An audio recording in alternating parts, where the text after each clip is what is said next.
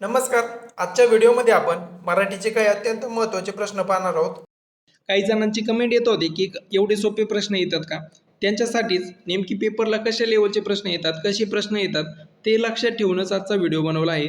यामध्ये तुम्हाला नेमके कशा लेवलचे प्रश्न येतात हे क्लिअर होऊन जाईल आणि तुमचा स्कोर किती येतोय ते नक्की कमेंट बॉक्समध्ये सांगत चला. चला तर मग व्हिडिओला सुरुवात करूया. प्रश्न क्रमांक 1, योग्य पर्याय वापरून म्हण पूर्ण करा. अतिशहाणा त्याचा डॅश डॅश. ऑप्शन 1 डबा रिकामा. ऑप्शन 2 खिसा रिकामा. ऑप्शन 3 बैल बरा. ऑप्शन 4 बैल रिकामा. याचं उत्तर आहे ऑप्शन क्रमांक 4 बैल रिकामा.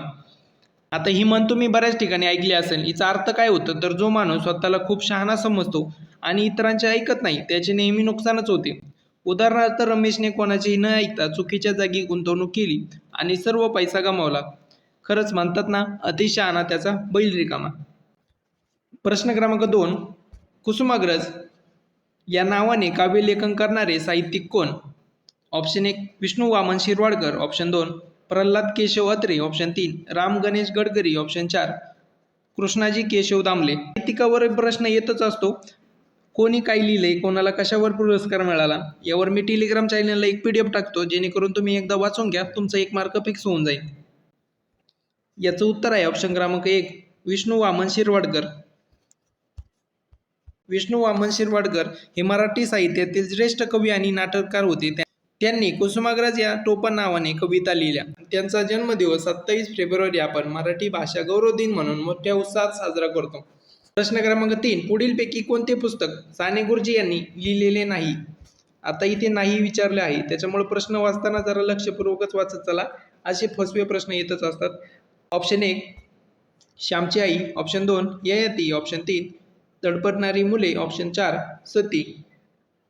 याचं उत्तर आहे ऑप्शन क्रमांक 2 ययाती. श्यामची आई, धडपडणारी मुले, सती हे पुस्तक साने गुरुजी यांनीच लिहिलेले आहेत. परंतु ययाती ही प्रसिद्ध कादंबरी वि.स. खांडेकर यांनी लिहिलेली आहे, ज्या कादंबरीसाठी त्यांना प्रसिद्ध ज्ञानपीठ पुरस्कार मिळालेला आहे. प्रश्न क्रमांक 4, तू नियमित व्यायाम कर या वाक्याचा प्रयोग कोणता. ऑप्शन 1 अज्ञार्थी. ऑप्शन 2 विद्यार्थी. ऑप्शन 3 संकेतार्थी. ऑप्शन 4 विधानार्थी. तर याचं उत्तर आहे ऑप्शन क्रमांक 1 अज्ञार्थी. तू नियमित व्यायाम कर हे वाचल्यावर काय वाटतंय तर कोणीतरी आपल्याला काहीतरी करायला सांगतंय, बरोबर, म्हणजेच आज्ञा देते किंवा उपदेश करते. ज्या वाक्यात अशी आज्ञा असते त्याला आपण आज्ञार्थी वाक्य म्हणतो. जर हे वाक्य तू व्यायाम करावा असं असतं तर त्याला विद्यार्थी वाक्य म्हटले असते. प्रश्न क्रमांक 5, मुलांनी रांगेत उभे राहावे या वाक्यातील मुलांनी या शब्दाची विभक्ती ओळखा. ऑप्शन 1 द्वितीय अनेक वचन. ऑप्शन 3 तृतीय अनेक वचन. ऑप्शन 4 चतुर्थी अनेक वचन. ऑप्शन 5 पंचमी अनेक वचन. आता विभक्तीवरही प्रश्न येतच असतो. यामध्ये मुलांनी या शब्दाकडे बारकाईने पहा. यामध्ये मूळ शब्द आहे मुले, त्याला प्रत्यय लागलाय नी. तर हे कशाचं उदाहरण आहे तर तृतीय विभक्तीचे. मुलगाचं अनेक वचन मुले होतं, म्हणून हे तृतीय विभक्तीचे अनेक वचन आहे. त्याच्यामुळे त्याचं उत्तर आहे ऑप्शन क्रमांक 2 तृतीय अनेक वचन. प्रश्न क्रमांक 6, दार हा प्रत्यय लावून न तयारणारा शब्द कोणता. आता तुम्हाला इथं आहे ना, प्रत्येक शब्दामागं दार हा प्रत्यय लावूनच दिलाय आणि 4 नंबरच्या पर्यायामध्ये दार शब्द नाहीये. वेळेस तुम्हाला हा दार प्रत्यय लावलेला नसतो, तो तुम्हाला लावायला लागतो. जसा की रुबाबदार, जमीनदार, दुकानदार असं.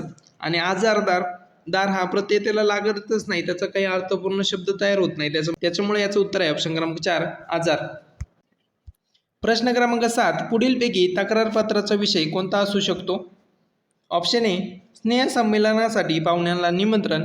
ऑप्शन 2 अनियमित पाणी पुरवठ्याबाबत पत्र. ऑप्शन 3 शाळेत क्रीडा साहित्याची मागणी. ऑप्शन 4 प्रथम आल्याबद्दल मित्राचे अभिनंदन. आपल्याला काय ओळखायचं आहे तर तक्रारपत्र. मित्राला अभिनंदन करणे किंवा पाहुण्यांना बोलवणे यात कसली तक्रार आली. साहित्याची मागणी करणे म्हणजे मागणीपत्र झालं. मग राहिलं काय, पण जेव्हा नळाला पाणी वेळेवर येत नाही आणि महानगरपालिकेला पत्र लिहितो म्हणजेच आपण त्यांना काय करतो तर तक्रार करतो. त्याच्यामुळे याचं उत्तर आहे ऑप्शन क्रमांक 2 अनियमित पाणी पुरवठ्याबाबत पत्र. प्रश्न क्रमांक 8, औ हा कोणत्या प्रकारचा सूर आहे. ऑप्शन 1 सजातीय. ऑप्शन 2 संयुक्त. ऑप्शन 3 ऱ्हस्व. ऑप्शन 4 स्वरादी. याचं उत्तर आहे ऑप्शन क्रमांक 2 संयुक्त. आता जे स्वर दोन स्वर मिळून तयार होतात त्यांना संयुक्त स्वर म्हणतात. औ हा स्वर आ प्लस उ किंवा उ या दोन स्वराच्या एकत्रीकरणातून बनलेला आहे. प्रश्न क्रमांक 9. यमाचा लघु गुरु गुरु हा कोणत्या गणाचा लघु गुरुक्रम आहे? ऑप्शन 1 य, ऑप्शन 2 र, ऑप्शन 3 त, ऑप्शन 4 न. लघु गुरु गुरु असा क्रम य गणात असतो. यामुळे हे नाव सांगतं की हा य गण आहे. प्रश्न क्रमांक 10. उंबराचे फूल या वाक्यप्रचाराचा योग्य अर्थ काय? ऑप्शन 1 अत्यंत दुर्मिळ वस्तू किंवा व्यक्ती, ऑप्शन 2 खूप सुगंधी फूल, ऑप्शन 3 न दिसणार, ऑप्शन 4 दिखाऊ वस्तू. आता उंबराचं फूल, आता मला सांगा तुम्ही कधी उंबराचं फूल पाहिलंय का? तर नाही ना, कारण ते फळाच्या आत असतं, बाहेर दिसत नाही. त्यामुळे जी गोष्ट आपल्याला सहजासहजी पाहायला मिळत नाही किंवा जो माणूस खूप क्वचित भेटतो त्याला आपण उंबराचे फूल असे म्हणतो. त्याच्यामुळेच याचं उत्तर आहे ऑप्शन क्रमांक 1 अत्यंत दुर्मिळ वस्तू किंवा व्यक्ती. प्रश्न क्रमांक 11. पुढीलपैकी शुद्ध शब्द ओळखा. तर आता हे तुम्हाला पाठच झाला असेल. याचं उत्तर आहे ऑप्शन क्रमांक 3 आशीर्वाद. प्रश्न क्रमांक 12. पुढीलपैकी वचन नियमाच्या दृष्टीने गटात न बसणारा शब्द कोणता? ऑप्शन 1 रस्ते, ऑप्शन 2 डबे, ऑप्शन 3 आंबे, ऑप्शन 4 फळे. रस्ते, डबे, आंबे, फळे हे सगळे शब्द तुम्हाला अनेक वचनात वाटत असतील, पण त्यांचं एक वचन करून बघा. तो रस्ता, तो डबा, तो आंबा, म्हणजेच हे सगळे शब्द पुल्लिंगी शब्द आहेत. पण फळेचं एक वचन होतं ते फळ हे नपुंसकलिंगी आहेत. त्यामुळे मग याचं उत्तर आहे ऑप्शन क्रमांक 4 फळे. फळे हा शब्द पुल्लिंगी शब्दाच्या गटात बसत नाही. प्रश्न क्रमांक 13. वाक्यातील क्रियापद जेव्हा कर्त्याच्या लिंग वचनानुसार बदलते तेव्हा ते डॅश डॅश प्रयोग होतो. ऑप्शन 1 कर्मणी प्रयोग, ऑप्शन 2 भावे प्रयोग, ऑप्शन 3 कर्तरी प्रयोग, ऑप्शन 4 संकर प्रयोग. आता हे तुम्हाला थोडक्यात व्याख्याच विचारले आहेत, तर याचं तुम्हाला उत्तर लगेच सांगता आलं पाहिजे. याचं उत्तर आहे ऑप्शन क्रमांक 3 कर्तरी प्रयोग. ज्या वाक्यामध्ये वाक्यातील कर्त्याच्या लिंग वचनानुसार बदलते म्हणून त्याला कर्तरी प्रयोग म्हणतात, आणि कर्माच्या लिंग वचनानुसार बदलत असेल तर त्याला कर्मणी म्हणतात. प्रश्न क्रमांक 14. अरे रे किती भयंकर अपघात हा या वाक्यातील गाळलेल्या जागी कोणते विरामचिन्ह येईल? विरामचिन्हावरही एक प्रश्न येतच असतो, त्याच्यामुळे विरामचिन्ह पाठच करून ठेवा. याचं उत्तर आहे ऑप्शन क्रमांक 2 उद्गारवाचक चिन्ह. प्रश्न क्रमांक 15. ज्ञानेश्वरी या ग्रंथाची रचना कोणी केली? ऑप्शन 1 संत एकनाथ, ऑप्शन 2 संत नामदेव, ऑप्शन 3 संत तुकाराम, ऑप्शन 4 संत ज्ञानेश्वर. याचं उत्तर आहे ऑप्शन क्रमांक 4 संत ज्ञानेश्वर. प्रश्न क्रमांक 16. मुंबईची घरे मात्र लहान जणू कबुतराची खुराडीच या वाक्यात कोणता अलंकार आहे? जेव्हा वाक्यात जणू, जणू काय, वाटे, भासे, गमे यापैकी एखादा शब्द येतो तेव्हा डोळे झाकून उत्प्रेक्षा अलंकार लिहायचा. इथे उपमेय हे उपमानाच आहे अशी कल्पना केलेली असते, त्याच्यामुळे याचं उत्तर आहे ऑप्शन क्रमांक 2 उत्प्रेक्षा. जेव्हा उपमेय हे उपमानाच आहे अशी कल्पना केलेली असते तिथे उत्प्रेक्षा अलंकार होतो. या वाक्यामध्ये मुंबईच्या घरांना म्हणजे उपमेयाला कबुतराच्या खुराड्याची उपकल्पना दिली आहे. प्रश्न क्रमांक 17. हे कोण बोलले बोला राज्यहंस माझा निजला या वाक्यपंक्तीत कोणता रस आहे? ऑप्शन 1 शृंगार, ऑप्शन 2 हास्य, ऑप्शन 3 करुण, ऑप्शन 4 रौद्र. राजहंस माझा निजला इथे एक आई आपल्या मुलाच्या मृत्यूवर विलोप करते. यातून आपल्याला दुःख, शोक किंवा वेदना आपल्यापर्यंत पोहोचते. साहित्यात अशा दुःखाच्या भावनेला आपण करुण रस म्हणतो.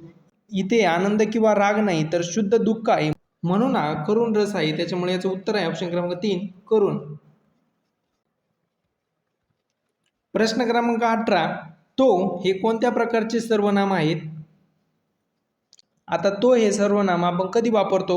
तर एकतर लांबची वस्तू बोट दाखवून सांगायला, जसं की तो डोंगर, अशा वेळी ते दर्शक सर्वनाम असतं. किंवा आपण दोन मित्र तिसऱ्या मित्रांबद्दल बोलत असू तर म्हणतो तो आज आला नाही, तिथे ते तृतीय पुरुषवाचक सर्वनाम होतं. त्यामुळेच याचं उत्तर आहे ऑप्शन क्रमांक 1 दर्शक किंवा पुरुषवाचक सर्वनाम. प्रश्न क्रमांक 19. शांतता हे कोणत्या प्रकारचे नाम आहे? ऑप्शन 1 सामान्य नाम, ऑप्शन 2 विशेष नाम, ऑप्शन 3 भाववाचक नाम, ऑप्शन 4 पदार्थवाचक नाम. शांतता, मला सांगा शांतता डोळ्यांनी दिसते का? तिला रंग, रूप किंवा आकार असतो का? तर नाही. ती फक्त आपण मनाने अनुभवू शकतो. तो एक भाव आहे किंवा एक अवस्था आहे ज्या गोष्टी आपण फक्त अनुभवतो, जसे की गोडी, हुशारी, गरिबी किंवा शांतता, त्यांना आपण व्याकरणात भाववाचक नाम असं म्हणतो. त्याच्यामुळेच याचं उत्तर आहे ऑप्शन क्रमांक 3 भाववाचक नाम. प्रश्न क्रमांक 20, मी गावाला जाईन या वाक्याचा काळ ओळखा. ऑप्शन 1 वर्तमान काळ, ऑप्शन 2 भूतकाळ, ऑप्शन 3 भविष्यकाळ, ऑप्शन 4 अपूर्ण भूतकाळ. आता मी गावाला जाईन या वाक्यामध्ये तो आता गावाला गेला आहे का, तर नाही. काल गावाला गेला होता का, तर नाही. मग कधी जाणार आहे, तर भविष्यात कधीतरी जाणार आहे. क्रियापदावरून समजते की क्रिया पुढे घडणार आहे आणि जिथे क्रिया पुढे घडणार असते तिथे आपला भविष्यकाळ असतो. त्याच्यामुळे याचं उत्तर आहे ऑप्शन क्रमांक 3 भविष्यकाळ. अगदी सोपं आहे. काळावर एक प्रश्न तर येतच असतो आणि एकदम सोपं आहे, तुम्हाला सहज उत्तर काढता येईल. प्रश्न क्रमांक 21, विद्यार्थी या शब्दाचा योग्य संधी विग्रह कोणता? आता हा प्रश्न तुमच्यासाठी आहे, याचं उत्तर तुम्हीच कमेंट बॉक्समध्ये सांगा. आता आपण 21 प्रश्न पाहिले. यानंतरचे 9 प्रश्न हे आपल्याला गद्य आणि पद्यावर येत असतात. गद्य जर 5 मार्काचं आलं तर पद्यावर 4 मार्काचा प्रश्न येत असतो आणि जर गद्य 4 मार्काचं आलं तर पद्य 5 मार्काचे प्रश्न येत असतात. अशा प्रकारे 30 मार्काचा मराठीचा पेपर असतो.